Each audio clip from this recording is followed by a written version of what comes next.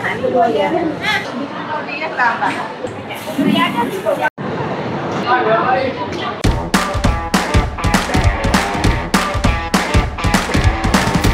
beli phone, tablet, aksesori Android atau iPhone? Tak payah keluar rumah. Beli terus di FM Mall, mudah, cepat dan terus sampai depan pintu. Kembali lagi. So hari ni hari Jumaat dan aku nak bawa korang jalan-jalan dekat Pasar Siti Khatijah. Dan video ni aku shoot menggunakan Honor Magic 8 Pro, flagship terbaru daripada Honor. So video ni aku just nak tunjuk dekat korang dia punya quality video, suasana dekat Pasar Siti Khatijah. Okey tak? Jom layang video ni. Beruntung benda ku jadi anak Kelantan, tempat Melayu ramah orang Timur comel-comel.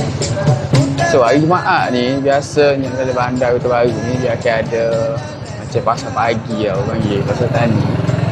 So selain dia pasar tani ada special sebenarnya, ada majlis ilmu KB Kota Baru.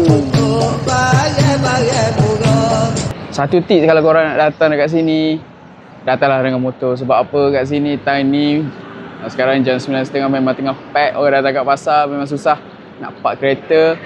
Alternatif paling mudah datang dengan motor.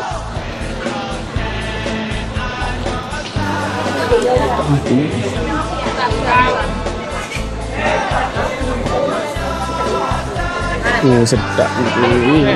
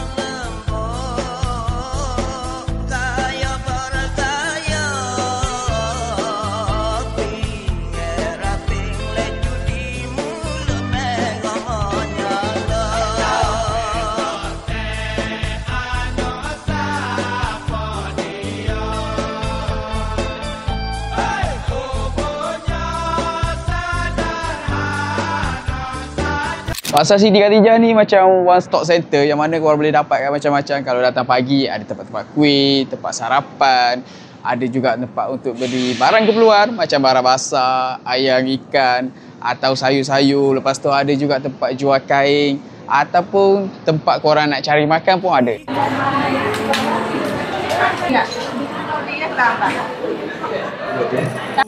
So ini bahagian yang korang macam gerai-gerai.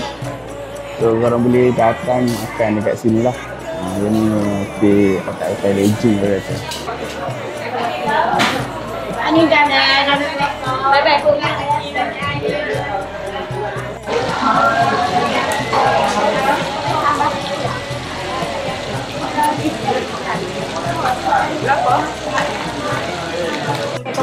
Makan. Best makan dekat sini, dia ada macam-macam. Nak makan nasi sup, nak makan cilok-cilok, nak makan nasi pagi, nasi berlauk. So hari ni kita breakfast dengan nasi gomok kat kedai The Patty ya. Pasar Siti Khatijah ni baru lepas dinaik taraf. Antaranya dia punya bumbung, lepas tu dia punya tandas awan tu yang aku masuk tadi memang lagi selesa lah dengan bayaran RM1. So aku rasa berbaloi lah dengan dia punya facility. Dan oh ya, lupa aku nak cakap yang sekarang ni aku shoot menggunakan kamera depan. Macam mana kualiti dia? Kena komen juga ni sebab biasanya kita kena test depan dan belakang.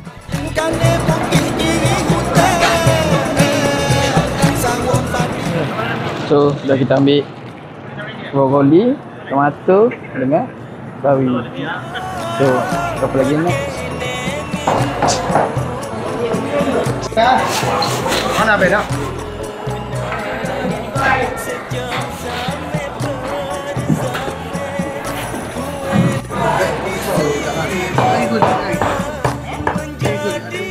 So dan shopping hari ni memang best sebab dekat Pasar Siti Khatijah ni memang banyak pilihan dengan harga yang murah.